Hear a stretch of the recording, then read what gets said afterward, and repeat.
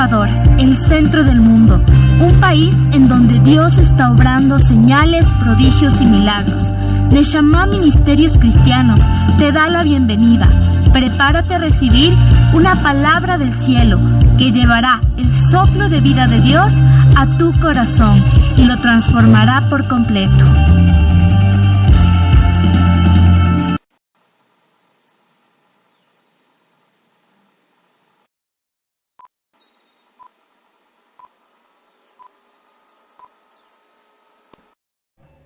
Listo.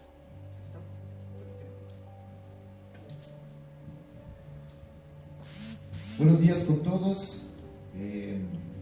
Como siempre, es un honor y es una gran alegría poder estar un domingo más en la presencia de Dios, salir de este momento tan profundo en adoración a Dios, en adoración al Señor, con estos temas que hemos estado teniendo en nuestro corazón antes de empezar, con aquellas personas que nos pudieron acompañar en la adoración con esta playlist que hemos subido a nuestras redes sociales.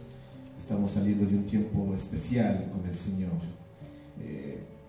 Queremos darles la bienvenida y mandarles un gran saludo de parte del Ministerio Neshama a todas aquellas personas que en este momento se están conectando a través de las redes sociales. Que el Señor les bendiga. Y queremos, lógicamente, tomarnos unos pequeños segunditos de este tiempo, justamente para enviar un gran saludo, aprovechando la fecha en la cual nos encontramos, ¿no es cierto? Un gran saludo a todas aquellas mamás que con su gran esfuerzo, con su gran valor, han sacado adelante a cada uno de sus hijos. Creo que todos, lógicamente todos, venimos de ese ser sublime que es nuestra mamá. Así que aprovechamos el día de hoy para que podamos expresar ese sentido, esa palabra de felicitación a cada uno de nuestras madres. Que el Señor les bendiga, que les siga llenando de gran sabiduría a cada uno de ustedes, que en sus casas ustedes sean esa columna vertebral, como lo indica la palabra de Dios, que lleguen a ser la mujer de Proverbios 31. Queremos mandar un gran saludo a todas aquellas madres que forman parte del Ministerio Neshama Cristianos y a todas aquellas madres que se conectan alrededor de todo el mundo a través de nuestras redes sociales.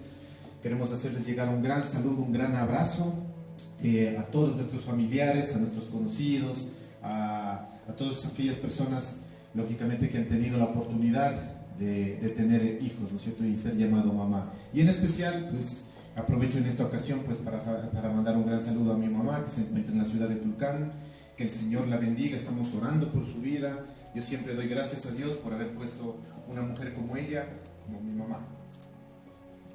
Bueno, pasando pues a otro tema, una vez que hemos felicitado a todas las madres, si tú estás al lado de tu mamá en este momento, me gustaría que de mi parte le des un gran abrazo. Ahí donde tú estás, dale un gran abrazo, declárale una palabra de bendición, dile: mamá, te bendigo, gracias, le doy gracias al cielo por tenerte aún con vida. A aquellos que tenemos el privilegio de tener a nuestras madres con vida, pues dámeles dando, como dicen por ahí, de mi parte y de mi esposa y de Neshama Ministerios, un gran abrazo a todas aquellas personas que tienen la oportunidad de ser madre, ¿no? Eso por una parte. Y cambiando de tema, pues en este momento, retomando la enseñanza que nosotros dimos el anterior domingo. No sé si ya se están conectando a través de las redes, no sé cuántos están conectados, les mando un gran saludo. Me gustaría que empiecen como tenemos de costumbre, empezar a interactuar. Manda saludos si quieres también a tu madre, en este momento aprovecha, escribe ahí donde tú estás. Pero también quisiera preguntarte de paso, si te acuerdas cuál fue el tema que topamos la anterior semana, ¿no es cierto? Estábamos hablando un poquito de la fe, inclusive estamos conscientes de que estamos viviendo el año de la fe. Ahora entiendo, como dicen por ahí, por qué el Señor puso en el corazón de Neshama Ministerios que se le llame a este año el año de la fe. Hemos pasado por momentos muy complicados, hemos estado recibiendo noticias a veces no tan alentadoras en todo sentido de la palabra. Pero el Señor es nuestra fortaleza, el Señor es quien pone esa semilla de fe en cada uno de nosotros, y sabemos de que, y entendemos por qué el Señor lo ha llamado el año de la fe evidente, ¿no es cierto? Recuerda, año de la fe evidente. Y para continuar, lógicamente, con el tema en el cual nos habíamos quedado la anterior semana, te decía, ¿no es cierto? El día de hoy, a través de este pequeño gráfico, de este pequeño dibujo, no sé si tú puedes indicar cuál crees que es el tema que vamos a topar el día de hoy. Está un corazoncito ahí puesto, guantes, listo para echar puñetes, ¿no es cierto? Con el cerebrito. ¿Se acuerdan lo que hablábamos en la anterior semana? El cerebrito, ¿no es cierto? Y yo creo que justamente el día de hoy, el tema que se va a hablar, complementando un poco de lo que se habló en la anterior semana, el día de hoy, el tema es fe versus la razón. Fe del corazón, ¿no es cierto?, que nos pone el Señor, mientras la razón, que es aquella parte, ¿no es cierto?, de nuestro cerebro que muchas veces se contrapone a lo que la fe nos dice. Así que el día de hoy, el tema de hoy es fe versus la razón, ¿no es cierto? Por eso ponemos ahí un corazón que se quiere pelear con el cerebro. Yo no sé si en estos momentos de dificultad, en algún momento ustedes han puesto, en cierta manera, han meditado y dan, se puede decir, una palabra de afirmación. Tú dices, es verdad que el corazón, lo que es la fe, siempre se pone a pelear con el cerebro, porque tú quieres creerle a Dios por las promesas que Él nos ha dado en su palabra, pero muchas veces el cerebro y las razones y lo que tú ves, ¿no es cierto?, lo que nuestros sentidos perciben, nos dicen lo contrario y entra en una batalla. Entonces ve la fe versus la razón, ¿no es cierto?, y empiezan a pelear. Pues yo te animo en este día que estemos peleando esa buena batalla de la fe, como dice la palabra. Por eso entendemos ahora por qué Pablo lo dijo, la buena batalla de la fe. Es una pelea constante que nosotros tenemos que atravesar como personas que creemos en el Señor, que creemos en Dios. Siempre estamos en constante batalla con nuestro cerebro, que a veces se convierte en cerebruto, ¿no es cierto? Entonces, si bien es cierto, ¿no es cierto?, esta clase de enseñanzas en las cuales nosotros podemos tener confianza, o decimos tener confianza en Dios, y que Él nos dará todo lo que pidamos en su nombre, como lo habíamos visto en la anterior semana, ¿no es cierto? Muchas veces este tipo de enseñanzas, al decir de que el Señor nos dará todo lo que pidamos en su nombre, es rechazada totalmente por aquellas personas que son incrédulas. No sé si has tenido la oportunidad, no digo de entrar en debate, pero yo creo que sí. Muchos de nosotros hemos entrado muchas veces en discusiones, por decir así. Hay dichos inclusive que dicen, cuando se trata de política, de fútbol y de religión, saben decir así, no, mejor no es bueno discutir porque nunca se va a poner de acuerdo, ¿no? Y por una parte como que algo tiene de razón, ¿no es cierto?, aunque sabemos de que nosotros no estamos discutiendo ningún tipo de religión, ¿no es cierto?, porque la religión es otra cosa, ¿no es cierto?, que no tiene nada que ver con nuestra creencia en Dios, ¿no es cierto? Pero muchas veces estas declaraciones que nosotros hacemos como hijos de Dios son rechazadas por las personas incrédulas. Esa persona dice que lo que nosotros decimos no puede ser cierto, de que es inaceptable sin una prueba que tenga que ver con el uso del cerebro o de la razón humana, que algo se dé por sentado, o que algo sea posible llegar a obtener, si no es a través también de la razón, ¿no es cierto? Déjame decirte de que la incredulidad, ¿no es cierto?, no es solo una actitud mental de nuestro cerebro, porque la razón tiene que ver mucho con nuestro cerebro, ¿no es cierto? Déjame decirte que la incredulidad es una cuestión moral. Y tú vas a decir, ¿cómo así? ¿Por qué es una cuestión moral, ¿no es cierto? La incredulidad es siempre pecaminosa, porque siempre nos presupone una condición inmoral antes de que algo exista. La incredulidad no es el fracaso, en este caso de la mente, el percibir para poder hacerse con la verdad y con aquellas cosas que el Señor nos dice. No es el tener ese tipo de fracasos de poder llegar a creer en lo que Dios nos dice. Tampoco es eso, ¿no es cierto? La incredulidad no es la falsedad de una premisa lógica. La incredulidad es un pecado moral, y eso está escrito en la palabra, ¿no es cierto? Los que dicen que no pueden creer en las promesas de Dios no pueden, lógicamente, entender el lenguaje que nosotros estamos hablando como hijos de Dios. No pueden entender lo que está escrito en la palabra de Dios. No lo pueden entender, ¿no es cierto? Ellos dicen siempre, los incrédulos dicen, tenemos que contar con algo razonable para creer lo que tal vez Juan o Pablo afirman en la palabra de Dios. Y de que Dios nos va a escuchar y nos va a responder a nuestras oraciones, ¿no es cierto? Y la palabra de Dios es clara al afirmar lo que estoy diciendo, ¿no es cierto? Vamos a ir para eso, ¿no es cierto?, a nuestra palabra o a la Biblia, ¿no es cierto? Y vamos a ir al libro de Primera de Corintios, capítulo 2, el versículo 14. Y les invito a que me acompañen en la lectura en este momento, ¿no es cierto? Y la palabra de Dios es bien clara, complementando a lo que estoy acabando de decir, ¿no es cierto? Dice, pero el hombre natural, ¿no es cierto?, el hombre que no es espiritual, el hombre que no cree en Dios, ese es el hombre natural, ¿no es cierto?, no percibe las cosas que son del Espíritu de Dios.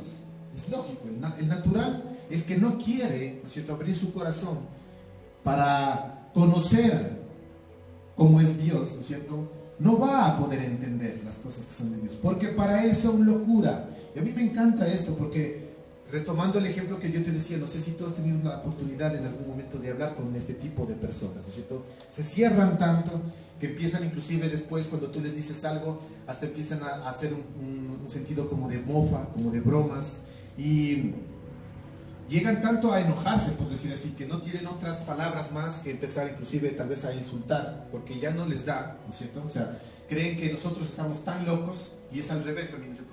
Es como una batalla, pues, ¿no es cierto? Ellos piensan que nosotros estamos locos y nosotros pensamos que ellos no nos entienden y que ellos son los que están locos, ¿no es cierto?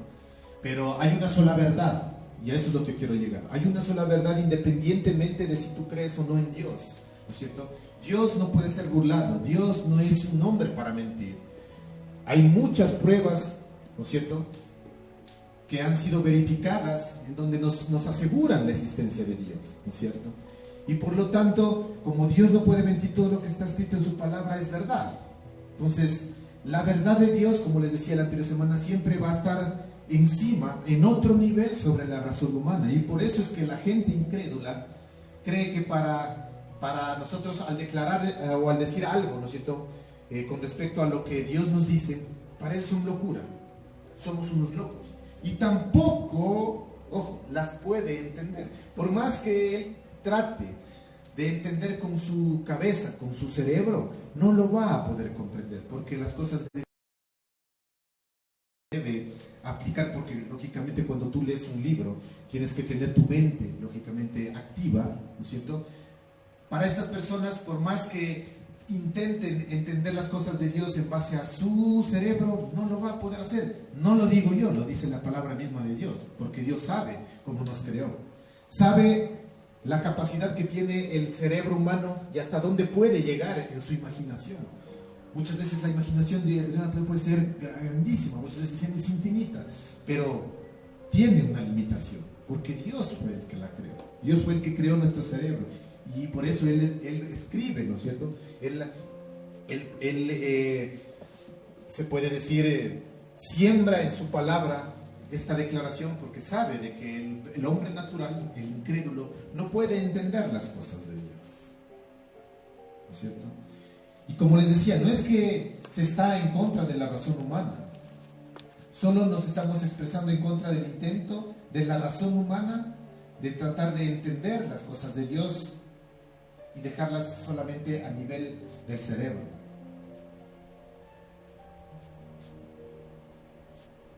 Yo creo que en todas las áreas en las cuales lógicamente la razón humana esté calificada para poderse poner a prueba, pues hay que emplear la razón humana. Yo creo que me entiendan bien el día de hoy lo que estamos enseñando. Yo no quiero decir que la razón humana es mala, porque lógicamente es necesario emplear nuestro cerebro para muchas cosas. Yo creo que nosotros empleamos el cerebro para nuestro trabajo, empleamos el cerebro para tomar decisiones, empleamos el cerebro para estudiar, lógicamente, ¿no es cierto? Empleamos el cerebro para meditar, empleamos el cerebro para expresar nuestros sentimientos, ¿no es cierto? Y en todas aquellas áreas en donde tú puedas emplear tu cerebro, pues se lo debe hacer. Lo que yo trato de decirte en este día es que para poder entender las cosas de Dios, tú no necesitas solamente utilizar tu cerebro, tienes que ir más allá, ¿no es cierto? Y elevarte por encima de la razón de tu cerebro y abrir tu corazón, abrir tu espíritu para que puedas entender las cosas de Dios, porque Dios es espíritu, ¿no es cierto? Y los que creen en Dios tienen que vivir espiritualmente hablando. Y si tú abres tu espíritu y le pides al Señor que te enseñe las cosas que están escritas en su palabra, créeme que tú vas a empezar a entender lo que está escrito en la palabra de Dios. Porque si tú solamente lees la Biblia, utilizando solamente tu cerebro y tu razón, créeme que te vas a volver loco, no vas a entender. Y es por eso que mucha gente dice, en la Biblia hay muchas contradicciones, ¿no es cierto? Y no viene al caso topar en este momento lo que voy a decir, pero hay cosas que inclusive por eso dicen, yo no entiendo cómo un Dios de amor puede mandar a la gente al infierno. Y empiezan a cuestionarse en su cabeza, ¿no es cierto? Porque solamente empiezan a pensar con su cerebro, pero no abren su espíritu ni su corazón para entender las cosas que son de Dios. Entonces, una recomendación donde tú puedas aplicar la razón humana, pues debes emplearla, ¿no es cierto? Por ejemplo, usted seguramente tiene un abrelatas en su casa. Me gustó un ejemplo que leía en esta semana respecto a esto, ¿no es cierto? Si tú tienes un abrelatas en tu casa, ¿no es cierto?, la razón te va a guiar, ¿no es cierto?, y vas a saber cómo utilizar este abrelatas. Es decir, si usted usa el abrelatas para abrir un recipiente metálico, pues está bien, pero no lo utilizas, ¿no es cierto?, este abrelatas para, yo qué sé, coser tus calcetines. O sea, así suena un poco chistoso, ¿no es cierto? Si tú tienes un abrelatas, pues la razón mismo te lleva a decir, bueno, esto me va a servir para abrir mi enlatado, ¿no es cierto?, una caja de atún, yo qué sé. Pero no vas a utilizar eso para coser un calcetín, para coser tu ropa. Es algo ilógico, hasta ilógico, ¿no es cierto?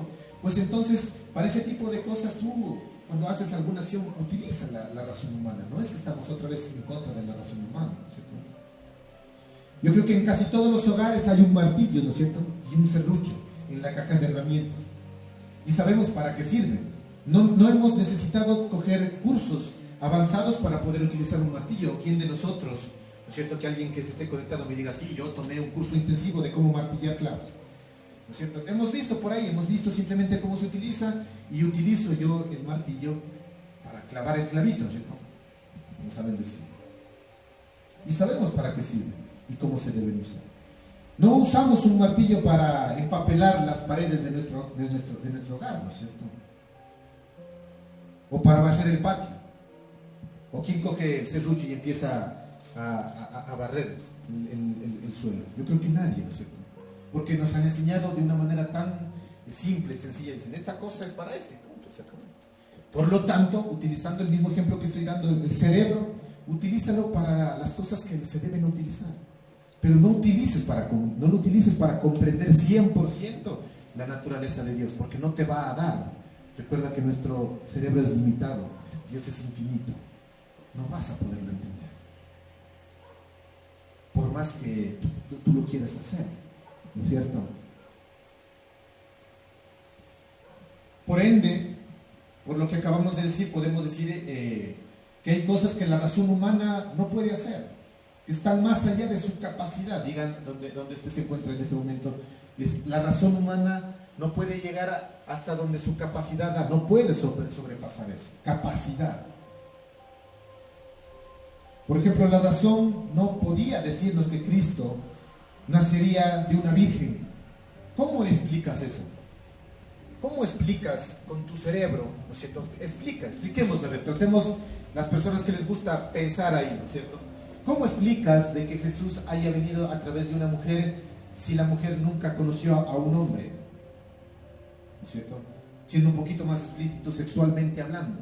¿Cómo explicas la concepción de un ser humano sin la unión del óvulo con el espermatozoide? ¿Cómo lo explicas? A través de la razón. Yo me gustaría que aquellas personas que les gusta emplear su cerebro me escriban ahí. ¿Cómo explicas eso? ¿No es cierto? Entonces ahí viene como que un poco el... A ver, si tú dices que todo puede ser explicado a través de tu cerebro, explica eso. Es un punto nada más. Explica, ¿cómo haces? ¿Cómo explicas de que Jesús naciera a través de una virgen? Sin embargo, la fe, diga fe donde usted está, la fe dice que así sucedió, ¿no es cierto? Y está escrito, ¿no es cierto?, de que vino un ángel a anunciar a María de que iba a concebir un hijo por obra y gracia del Espíritu Santo, ¿no es cierto? Pero para la razón humana eso es inexplicable. mas para Dios todo es posible, ¿no es cierto? No lo digo yo, otra vez lo dice Dios mismo en su palabra. La razón no puede demostrar que Jesús tomó sobre sí la forma de un hombre y que murió por los pecados de la humanidad.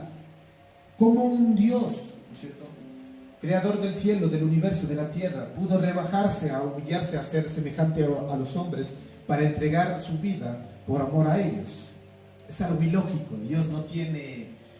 Sus planes son equivocados. Si Dios sabía que todo esto iba a volverse un rebulicio, ¿para qué hizo todo? ¿No es cierto? Te dice la razón humana. Hay una canción que me encanta, dice: una solución necesita mi ser, necesito encontrar el porqué, las preguntas me atacan y no me dejan ver, quiero encontrar la verdad y entender, dice, ¿no es cierto? Digo, wow, a mí me encanta lo que se declara en esta canción. ¿Cómo explicas a tu cerebro? Quiero encontrar una verdad y entender, pero no lo puedo, ¿no es cierto? Y ahí vienen otras preguntas, ¿no es cierto?, que tú te puedes hacer. La razón no puede probar, no puede explicar que Jesús haya resucitado al tercer día entre los muertos. ¿Cómo explicas que una persona que ha estado muerto ya por días, ¿no es cierto?, haya resucitado? Es que eso nadie lo sabe, muchos dicen, ¿no? Es que eso no está comprobado. Fácil de responder, no está comprobado sencillamente, pero hay muchas evidencias después de la muerte de Jesucristo. Ni siquiera metamos a Dios en este tema.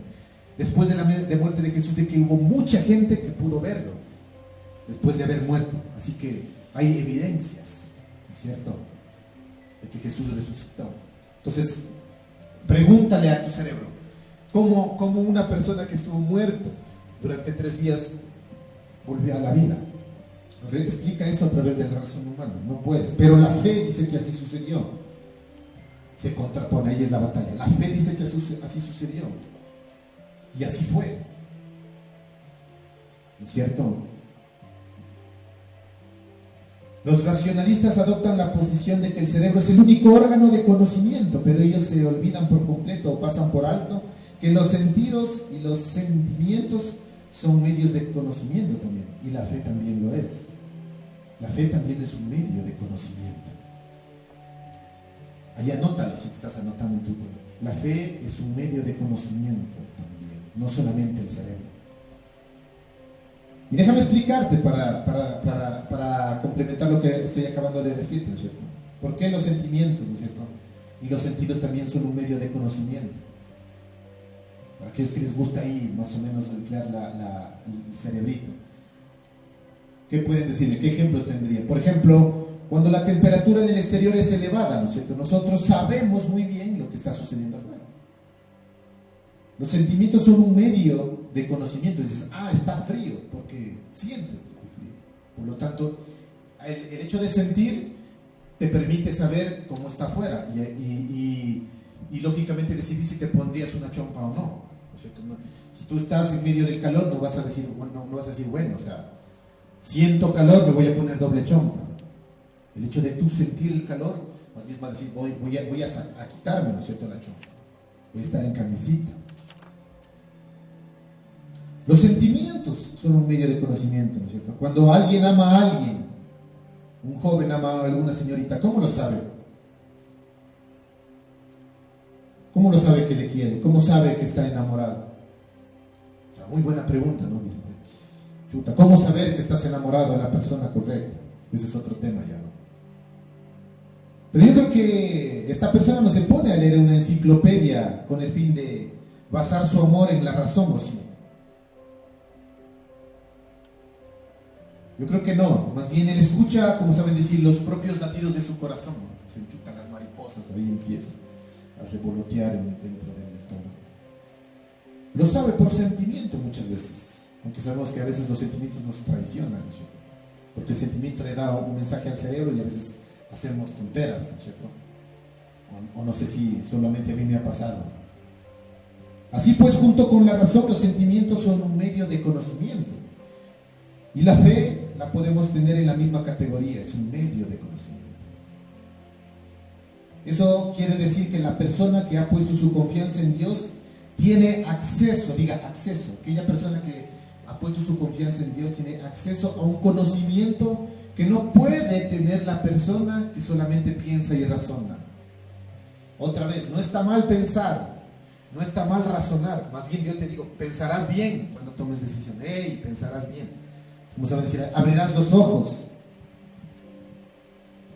pensarás bien, tomarás decisiones sabiamente, no serás shuncho. Dígale a la persona que está a su lado, regresa a la vera y dígale, no serás shuncho, utilizar el cerebro. Dígale. Eso es bueno, hay que utilizar el cerebro, ¿no es cierto? En las cosas que podemos usarlas, usa tu cerebro. Más bien, activarás el cerebro. Hay algunos que lo tienen nuevito, ¿no es cierto? El cerebro. Como dice el chavito por ahí, ¿no? Ni siquiera lo he estrenado, dice el chavito, le dice aquí. Dice, lo tienes nuevito, ¿no es cierto? Usarás el cerebro. Hay que utilizar nuestro cerebro, hay que utilizar la razón para lo que puede ser usado. Otra vez, yo te complemento y si puedes, ayúdame escribiendo ahí. Usa el cerebro, ¿no es cierto?, para las áreas que fue creado, para lo que puede ser usado. Y utiliza la fe para las áreas en donde debe ser utilizada la fe, en el conocimiento de Dios. Por eso aquel que se acerca a Dios tiene que creer que Él existe, dice la palabra de Dios, estoy parafraseando, y que Él es galardonador de los que le buscan. Si yo me acerco a buscar a Dios sin fe, estoy buscándolo solamente con la cabeza, y eso no me va a servir tanto. Por eso es que no lo encontramos a Dios, porque lo razonamos al Señor, estamos razonándolo, estamos pensándolo con nuestro cerebro. Nos metemos muchas veces al lugar secreto pensando como, Señor, quiero que me expliques esto para entender con mi cerebro. ¿Dónde estás? No sé si les ha pasado. Entran al cuarto y dices, ¿dónde estás? Que no te siento. Como que si Dios solo es un sentimiento. Claro que lo puedes sentir al Señor, pero el Señor no es solo sentimiento. Claro que puedes explicar muchas cosas que Dios hace, pero no solamente es eso. Dios es luz, pero no solamente es luz. Dios es amor, pero no solo es amor. Dios es paz, pero no solamente es paz. ¿Me estoy haciendo entender? No razones las cosas de Dios. Lo que puedas razonar, razónalas, medítalas. Pero hay otras cosas que simplemente se trata de creer. Y para creer necesitas, otra vez, fe. Díganle, fe.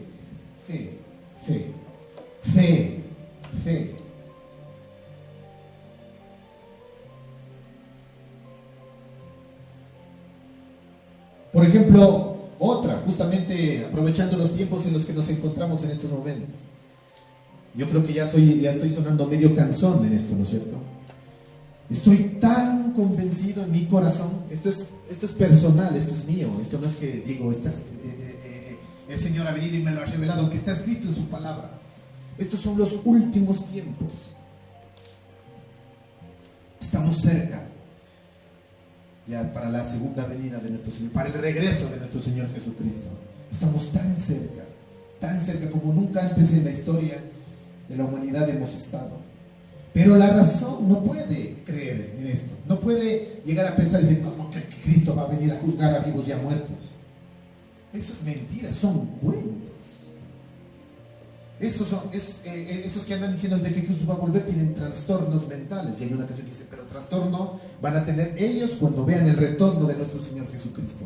Ellos van a quedar trastornados ahí, sin saber cómo su cerebro puede entender y podamos ver al Señor glorificado bajando en la nube, como Él lo dice, que va a venir a recibirnos a nosotros.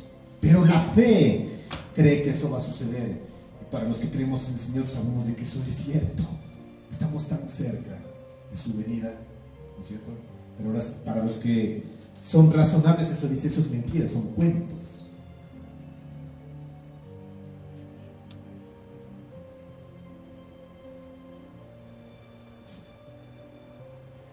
La razón no puede decir mis pecados han sido borrados, pero la fe sabe de que no están por medio de la sangre de Jesucristo. Sabe y está seguro de que Jesús derramó cada gota de sangre de su cuerpo para redimirnos a cada uno de nosotros. La fe sabe de que mientras Él estaba muriendo, ¿no es cierto? En la cruz, Él estaba pensando por cada uno de nosotros, con nombre y apellido. Y Él estaba diciendo, estoy muriendo el día de hoy por Debray, estoy muriendo el día de hoy por Carla, estoy muriendo el día de hoy por todas aquellas personas que están conectados en este momento, ¿no es cierto? Pero muchas veces eso nos cuesta pensar, ¿será cierto? ¿Será cierto que el Señor ha perdonado mis pecados? Como les decía, y para concluir esto, ¿no es cierto? Vuelvo a decir, dicho sencillamente, todo esto se puede resumir: la fe ignora la razón, ¿no es cierto? Y se eleva por encima de ella. Eso es lo que la fe hace. Ojo, no estoy diciendo que sea malo la razón, ¿no? Otra vez, ¿no? Yo creo que ya quedó claro eso. Hay que utilizar el cerebro, hay que utilizar nuestra razón, hay que pensar bien cuando tomes decisiones. Y si tú tomas las decisiones pensando bien lo que vas a hacer, complementado con la sabiduría que has buscado de parte del Señor, vas a ver que las cosas te van a salir bien. No lo digo yo, lo dice la palabra de Dios. Ándale, Josué 1:8.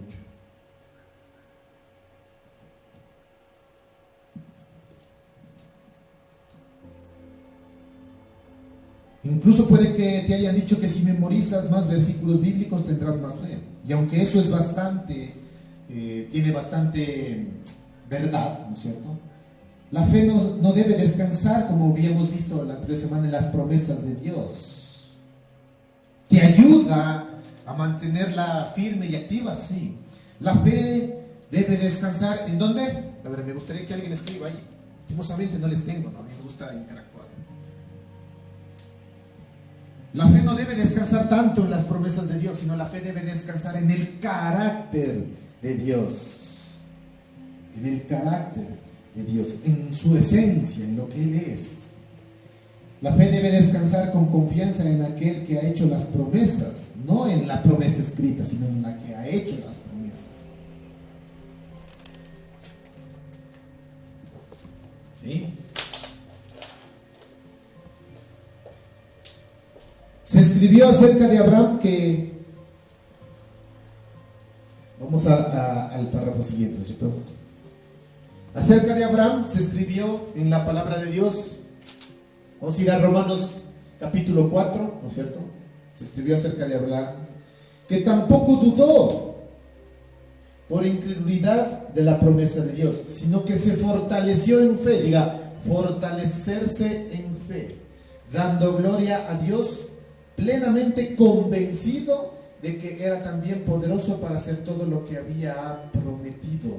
Si nos damos cuenta y meditamos rápidamente en este pequeño versículo, si bien es cierto, la fe de Abraham se mantuvo activa en base a la promesa que Dios le dio, aquí claramente dice que él estuvo convencido de que Dios era poderoso para cumplir lo que había prometido. La fe de Abraham estuvo descansando más que en la promesa que Dios le dio, en el carácter de Dios, porque Abraham conocía a Dios. Cuando tú conoces a alguien, yo te voy a invitar a que tú hagas en este momento un ejercicio. Piensa en una persona, ¿no es cierto? Y me gustaría que le definas, esa persona es de palabra cuando te he dicho que va a hacer algo, ¿lo cumple o no? Una cosa es prometer algo, y es bueno prometer, para que me entiendas, ¿no es cierto? Si alguien viene y te dice, verás, te prometo que te voy a visitar este día. ¿Cuál de las personas que se te vienen a tu cabeza en este momento? No lo vamos a escribir, lógicamente, para no hacerles quedar mal, ¿no es cierto? Pero, ¿qué persona en este momento se te viene a tu cabeza que tú digas, esta persona cuando dice algo que algo va a hacer, lo hace? O sea, promete y lo hace, pero también se me viene a mi cabeza personas en donde dicen, uy, te prometo esto. Y después, Nanay Cucas voló, desapareció, fly, como se dice. ¿Dónde estará la promesa de esa? Solo quedó en palabras. Por lo tanto, Dios hace eso. Dios nos promete a través de su palabra. Pero no descanses tanto en su promesa, sino yo estoy confiado en lo que está escrito en la palabra de Dios porque conozco el carácter de Dios. Es más, la Biblia mismo dice que Dios no puede mentir y todo lo que está escrito debe cumplirlo porque es Dios. Y una esencia, una cualidad de Dios es la santidad. Por lo tanto, Él no puede mentir. No descanses tanto en la promesa de Dios, descansa en su carácter, en lo que Él es. ¿Estamos hasta aquí? ¿Cuántos pueden decir un amén? ¿Cuántos están aprendiendo algo? ¿No es cierto? En este momento. Entonces, si bien nos damos cuenta que Abraham le mantuvo activa su fe al creer en la promesa de Dios, pero él confió en Dios por lo que él era, porque sabía de que era poderoso para hacer todo lo que le había prometido. Él confió en su carácter. Diga, carácter de Dios.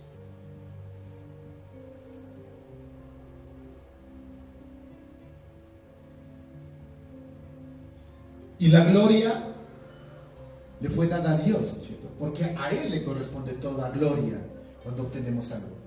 No es mérito de la promesa como tal. Tampoco es mérito de la fe tanto de Abraham. Tuvo su parte, lógicamente. Él tuvo que hacer algo. Es bueno que nosotros tengamos la fe, porque Jesús, cuando sanaba a alguien, decía: tu fe te ha salvado. ¿No es cierto? Tu fe te ha salvado. Por supuesto, nosotros tenemos que hacer algo, ¿no es cierto?, para alcanzar la promesa. Pero esa fe debe estar descansando en el carácter de Dios. Yo quiero que en estas dos enseñanzas te lleves esto. La fe debe estar reposando en el carácter de Dios. Y si Dios dice que todo va a estar bien en nuestro futuro, que Él jamás va a hacer faltar un plato de comida en nuestras casas, que si le buscamos todo nos va a salir bien, que si meditamos de día y de noche en su palabra todo nos va a ir bien, pues nos va a ir bien. Y no estoy con temor en mi corazón de lo que va a suceder de aquí en adelante en el futuro.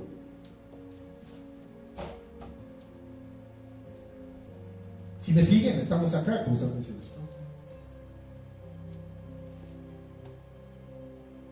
Finalmente, para no cansarlos tanto, ya se han de querer ir a la casa.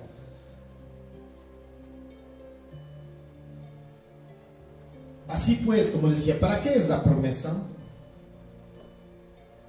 ¿Para qué es la promesa? Y aquí está.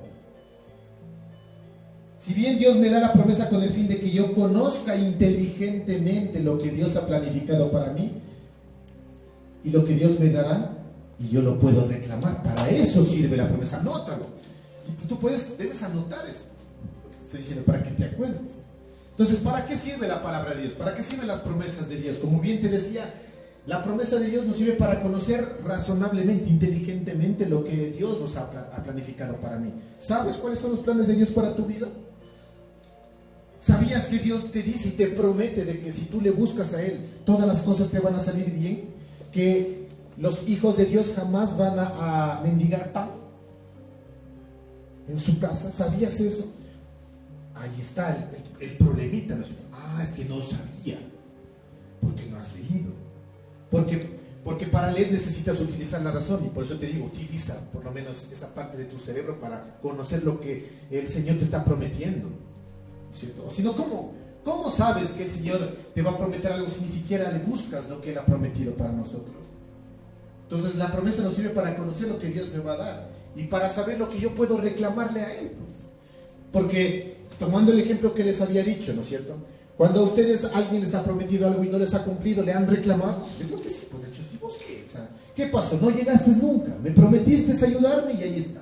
Prometiste para los enamorados, prometiste amarme para toda la vida y prometiste bajarme el cielo y las estrellas y me dejaste botando por la primera escoba con falda que se pasó por ahí. ¿No es cierto? ¿Dónde quedó tu promesa? Pero para eso debió haber existido promesa para poder reclamar. Por lo tanto, yo te animo, lee la palabra de Dios para que tú puedas inclusive hasta reclamarle a Dios. ¿No es cierto? Cuando digas, Señor, aquí está tu palabra, lo dice. Y no voy a descansar tanto en lo que tú dices, sino en lo que tú eres. ¿No es cierto? Entonces, para eso sirve la promesa.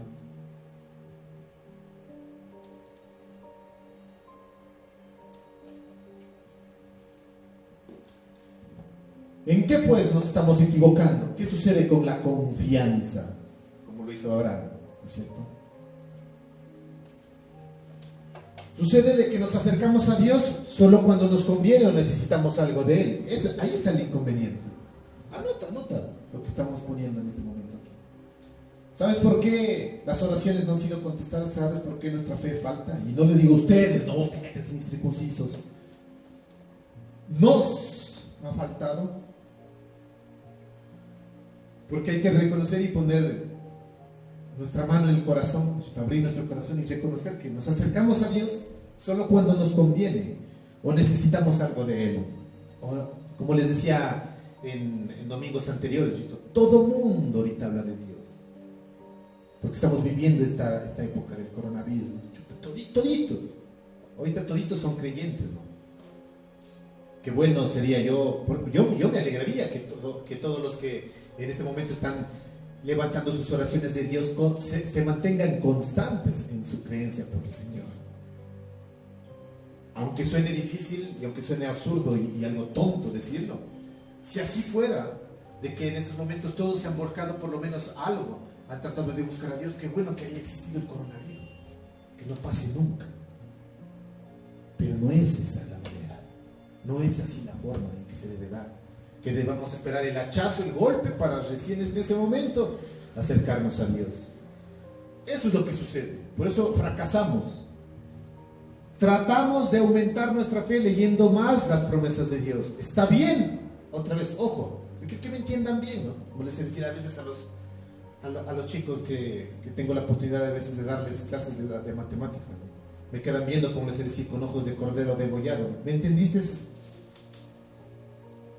digo, tranquilo, con confianza. O sea, si no entendiste, vamos a repetir hasta que les entre, ¿no?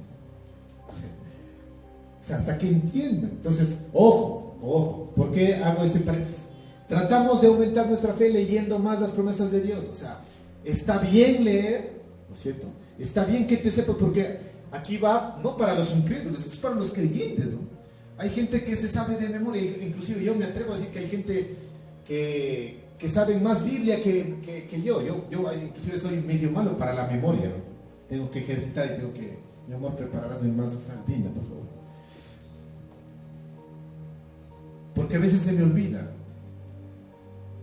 Pero no es tanto en que sepas la Biblia de memoria. El diablo sabe la Biblia. El diablo conoce más, y eso les he dicho, conoce más versículos que los cristianos. ¿O no sabían que el diablo tentó con la palabra a Jesús en el desierto? Entonces, el hecho de que tú sepas la Biblia de memoria y te repitas los versículos como un loro, no dice nada. Es bueno que sepas, por supuesto, pero ¿de qué te sirve si no pones en práctica, si no pones tu confianza en esas promesas en el carácter de Dios? ¿Cuántos me siguen acá? No sé si están entendiendo, ¿no? Lastimosamente, como les digo, no les tengo, pero me gustaría que ahí escriban. Si te estoy entendiendo o no entiendo nada. Yo sé que sí me entienden, porque oramos, porque esto lo hemos sacado del corazón de Dios. El Señor es el que está hablando en este momento. Entonces, no te digo que no leas la Biblia, no te digo que no leas, complementes con un buen libro y complementes tu dieta espiritual con eso. Lo que te estoy diciendo es que ya que conoces las promesas, deposita esas promesas en el carácter de Dios. Y tenemos que estar interesados en la persona y en el carácter de Dios, no en las promesas. Si tú solamente te interesas en las promesas, voy a seguir a Dios porque me promete que no va a faltar un plato de comida en mi casa. Entonces, como me dice eso, a ver, busquemos a Dios, ¿no? No hay otra salida, dicen que me van a botar del trabajo, que va la economía, que la recesión mundial, esto que se nos viene para de aquí en adelante va a estar, pero cruel. Entonces, ahora sí, como dicen por ahí los cristianitos, los aleluyas, busquemos a Dios a ver si es que Dios me da plata. Y vamos corriendo a Dios, ¿no? Para buscar en Dios nuestro, ¿cómo se podría decir?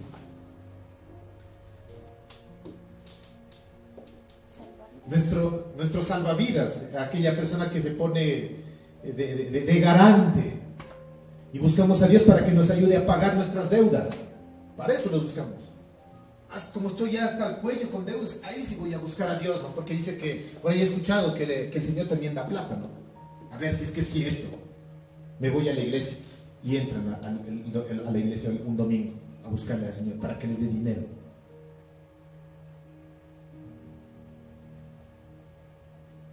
Entonces, te recomiendo algo, ¿no? Que si bien es cierto, Dios también provee, ojo, y eso lo puedo decir hasta por testimonio personal, nos provee de lo material, ¿no es cierto? No debemos estar interesados tanto en la promesa como tal, sino en la persona que Él es.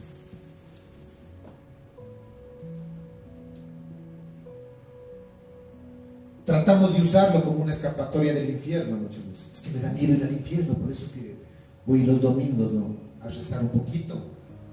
A veces que me puede ir al cielo.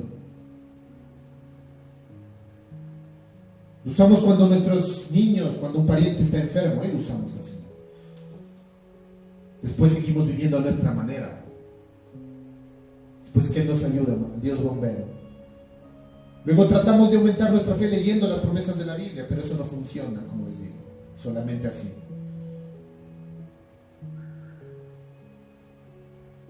Tenemos que estar interesados en la persona de Dios, en el carácter de Dios, no en las promesas. Por medio de las promesas conocemos lo que Dios nos ha preparado. Nos enteramos de lo que nos puede dar como herencia. Aprendemos cómo debemos de orar, por supuesto. Pero la fe misma debe descansar en el carácter de Dios. Amén.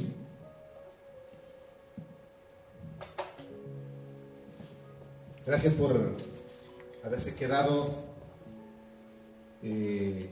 hasta el final. Tenemos por aquí algunos saludos el día de hoy, como les decía, aprovechando este día especial. Un gran saludo para María Ramírez, para Rubí Escobar, para Lili Garzola, para Isabel Torres, para Karina Pinto, para Natalia Tapia, para Blanca Flores, para Susi Ávila, para Soraya Torres, para Rebeca Benavides, para mi tía Doris, para mi mamá Yolanda, para Jessica Maya, para Elvira Pantano. Que el Señor les siga bendiciendo, que el Señor les llene de sabiduría, ¿cierto? Pongan en práctica esta palabra que el Señor nos ha dado el día de hoy.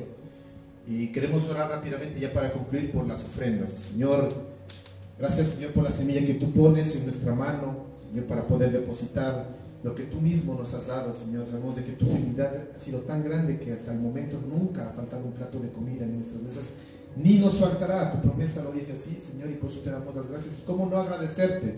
Y en actitud de adoración, depositar nuestra semilla para que inclusive tú mismo la hagas crecer, Señor. Depositamos nuestra semilla, nuestra ofrenda, nuestro diezmo, Señor, delante de ti, lo entregamos en tus manos, y que se multiplique conforme a tu voluntad, Señor, para poder seguir haciendo tu obra y poder utilizar los recursos de la mejor manera para expandir tu reino, Señor. Te damos las gracias y te bendecimos a ti en el poderoso nombre de Cristo Jesús. Amén, amén. Que el Señor les bendiga. A todas las mamitas que les festejen con un gran abrazo, con un gran beso, en especial un gran saludo a mi mamá, que el Señor te siga bendiciendo y te siga llenando de sabiduría. Nos vemos el próximo domingo, que el Señor les bendiga. Chao con todos.